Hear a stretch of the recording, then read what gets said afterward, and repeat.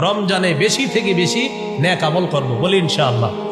কিয়ামতের ময়দানে মানুষের আমলের মধ্যে সর্বপ্রথম হিসাব হবে নামাজের।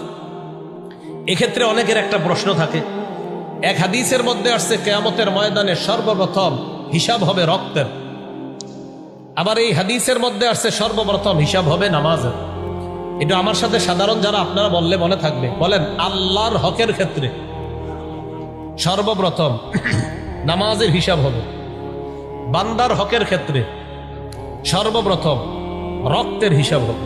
তাহলে আল্লাহর হকের হিসাব হবে নামাজের, আর বান্দার হকের ক্ষেত্রে হিসাব হবে রক্তের। ওই যে হত্যা করছে অন্যায়ভাবে মানুষ, এটার হিসাব।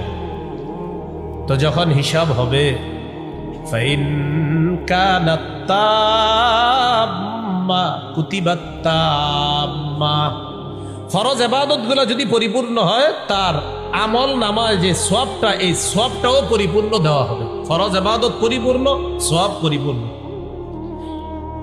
ওয়া ইন কানা ইনতাকাসা মিনহা শাইআ, আর যদি ফরজের মধ্যে ত্রুটি থাকে, ঘাটতি থাকে, আল্লাহ তাআলা ফেরেশতাদেরকে বলবেন আমার বান্দার নফল ইবাদত আছে কিনা দেখো। তো নফল ইবাদত যেগুলা থাকবে, আল্লাহ বলবেন আতিম্মু ফরিদাতাহু মিন তাতাওউহি, বান্দার নফল আমলের মাধ্যমে ফরজের ঘাটতি পূরণ করে দাও। একটু আপনারা শুনেন, আপনাদের অনেকের মধ্যে প্রশ্ন ইমাম সাহেবদেরকে করেন, হুজুর সুন্নত না পড়লে কি গুনাহ হবে? কি বলে এইটা নতুন, এই প্রশ্নগুলো একদল মানুষ আপনাদেরকে শিখিয়ে দেয় আমল থেকে দূরে রাখার জন্য। কি বলে সুন্নত না পড়লে কি হবে? গুনাহ হবে। আমাকে যদি জিজ্ঞাসা করেন, ইনশাল্লাহ 30 সেকেন্ডের বেশি তো আপনি কথা বলতে পারবেন না, এটা আমি শিওর। কারণ আমি আপনাকে বলবো, আপনি আগে বলেন জান্নাত আপনার জন্য ওয়াজিব হোক, এটা আপনি চান কি চান না? বলেন সবাই।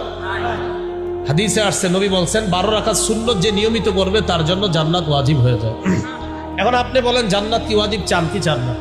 তো যে ব্যক্তি প্রশ্ন করবে হুজুর সুন্নত না পড়লে কি সমস্যা হবে, তারে পাল্টা এটা বলবেন নবীজি বলছেন 12 রাকাত সুন্নত পড়লে জান্নাত ওয়াজিব। আপনি বলেন জান্নাত ওয়াজিব চান, এটা কি আপনি চান আপনার জন্য জান্নাত ওয়াজিব হোক? এখানে ভয়ে পড়ে যাবে, কি বলি, তখন বলবে হ্যাঁ আমিও চাই। তখন আপনি বলবেন তাহলে সুন্নত পড়েন, যান প্রশ্ন করে যান সুন্নত পড়বেন।